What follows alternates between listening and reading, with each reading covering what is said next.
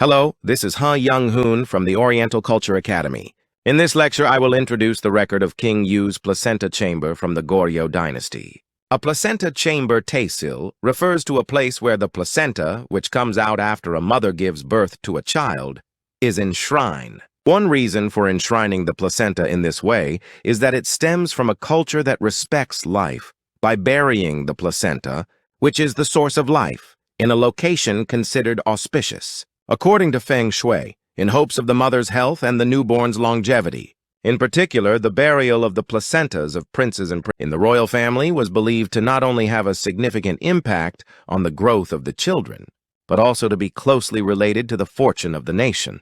As of now, it has been confirmed that there are 4 known royal placentas from the Goryeo dynasty, including those of King U, King Munjong, King Injong, and King Gyeongbuk. Goryeo lasted for 475 years and produced a total of 34 kings, of which only 4 have been confirmed. In contrast, during the Joseon dynasty, the locations of 22 out of 27 kings' placenta chambers have been confirmed, and there are actually 59 sites for the placenta chambers of princes and princesses based on real survey standards. The relatively fewer placenta chambers from the Goryeo period compared to the Joseon period may be due to the fact that when Joseon was founded, they overlapped the locations of Goryeo placenta chambers with those of the Joseon royal family.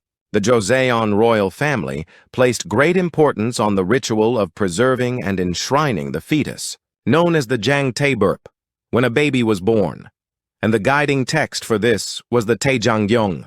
This book is known to have been passed down since the Goryeo dynasty, and was cited as a basis when establishing the location of the fetal shrine or conducting the ante ceremony in the annals of the Joseon dynasty. The land is limited, and especially since the main location of the fetal shrine is at the peak of a mountain, the suitable areas for constructing the fetal shrine are inevitably restricted by geomantic principles. It is presumed that while the spatial resource known as Myeongdang is finite, the optimal conditions for establishing royal authority were the same in both Goryeo and Joseon, leading to the practice of overlaying.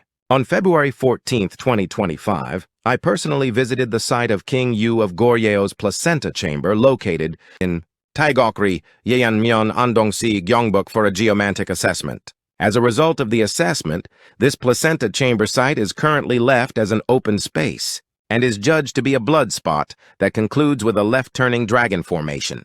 The term Jwasunryong refers to the dragon vein that starts from the left and curves to the right, as depicted in the Debson rock. In Feng Shui, the location of the Heol Sim, the core center where energy is concentrated, varies depending on the 4 forms of Heol energy point. If the Ipsu, the entry point of mountain energy, is lower than the Heol Sim, the core of the energy point, it forms a yin heol, such as dal heol or yu heol. Conversely, if the Heol Sim is lower than the Ipsu, it forms a yang heol, such as wa heol or gyom heol. From this perspective, the placenta chamber of King U of Goryeo is formed with the Heol Sim core center lower than the Ipsu, since there is no nakjosa falling stone resembling a jujube seed which would typically be found at the Jeonsun front protrusion of a gyom heol. It corresponds to a wa heol crane's nest-shaped spot. In this placenta chamber, a yoseong, a supporting mound of earth, is attached to the left side in the form of a tak, a thick and substantial earth formation, which strongly pushes toward the right. Due to this influence, the seonik, the wing-like lateral ridge on the left side, which appears as a forward projection of the land, is very clearly visible. For a heol to form, the first requirement is that a J-shaped energy channel must be created. This place meets that condition well, and at the tail where the J-shaped energy channel concludes, a rock is embedded, completely finishing the flow of energy. The J-shaped dragon vein refers to the process where the dragon vein twists to the left or right and concludes in a certain direction. Behind the placenta chamber, there is a civilian tomb located.